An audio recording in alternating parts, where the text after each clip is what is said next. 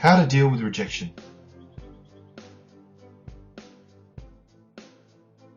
I'm not saying we won't ever be self-conscious.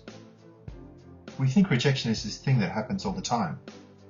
So what happens is that so many people guide their life based on this fear that they're going to be rejected. So they don't take action, and they don't start new things or chase their dreams because they're worried about what other people are going to think.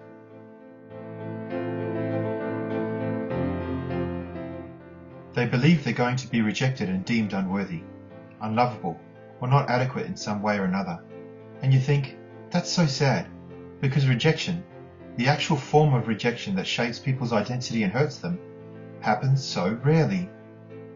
If you don't believe it, then that's an internal fear, not the reality of the world. How many times have you been rejected?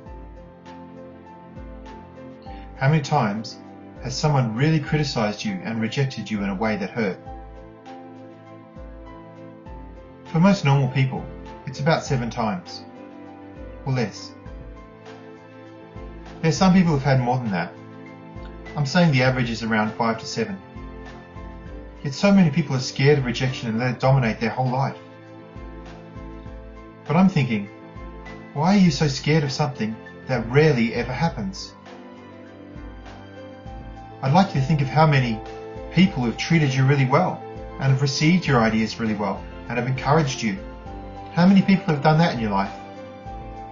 I'd say you could probably find 1,000 people over the course of your life who've actually encouraged you and helped you. So let's think about that for a second. Are you basing your life and directing yourself based on a fear of rejection that happens for most people between 5 to 7 times? And you're not focusing on the thousands of people you've interacted with who are really cool with you, or at least let you do your own thing and they didn't criticize you.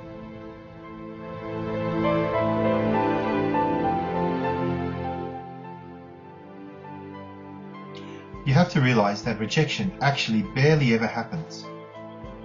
We fear it because when we were young and it happened, it felt so real and so big. But come on, we're adults now. As we get older, we have to gain that sense of awareness and maturity that says, I am my own person. I'm going to be myself regardless. Why does fear get so much credit? People have so much power. People have so much strength.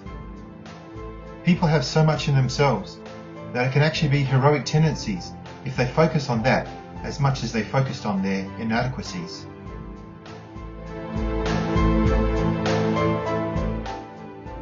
Let's have a higher ambition for ourselves as human beings, to allow ourselves the freedom to be who we are, to genuinely express ourselves.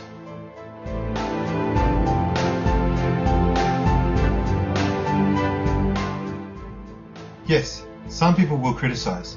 Absolutely. So what? Say this to yourself.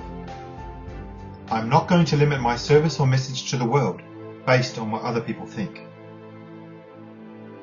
By the way, who are we fearing most anyway? Usually the people we fear are the harsh critics. Let's talk about the harsh critics. Who are they? Most harsh critics, unless they're paid to be critics, are just jerks. We really don't need to listen to them. But why are people critical? Most people are critical for maybe 4 reasons. 1. They're self-boasting. Most critics are braggarts. They like to say, you're not good enough, I do a much better job. Fantastic, good for you, go do a better job, out of my vision please. Don't worry about the self-boasters and the narcissists. You don't need to be concerned about them. They have nothing to add to the direction in which you're going in your life. Focus on your own thing. Don't worry about the couch critics or apathetic advisors on the sidelines of life. They really have nothing to contribute to you. Unless you've asked for constructive feedback, don't worry about it.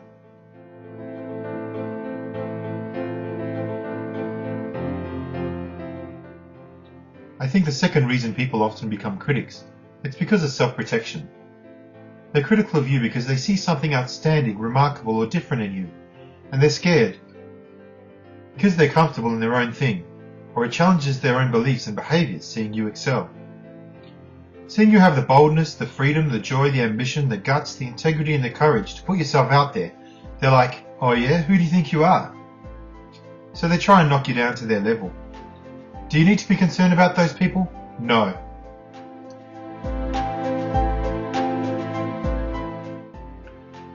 I think the third reason people do it is because they're just critical. They're critical out of ignorance. They actually don't know you. They don't know what you're talking about. They don't know what you're doing. They don't know anything about your area of expertise or the thing that you're trying to share with the world. So why be concerned about somebody who has no knowledge about you or what you're doing has to say?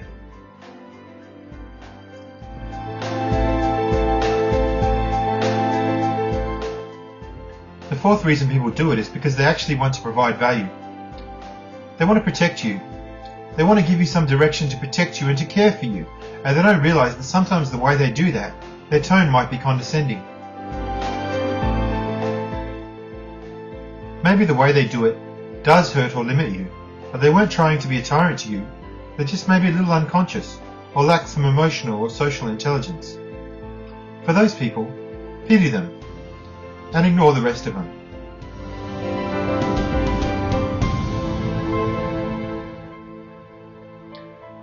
Give some of those people who are trying patience, and pity the other ones. Don't give them patience or the time or attention. This is what I believe, so I'm going to say it. I want you to go say what you feel like with the world.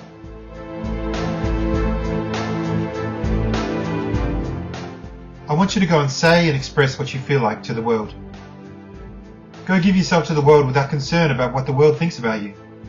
Because if you don't, if you limit the expression of who you are and what you have to give to the world based on what a couple of people who might criticize you say, what have you done? You've sunken below the lowest common denominator of mankind. If we all shrunk in our ability to serve because of what some people might think, where would we be as humans? Go out and be great and never apologize for it.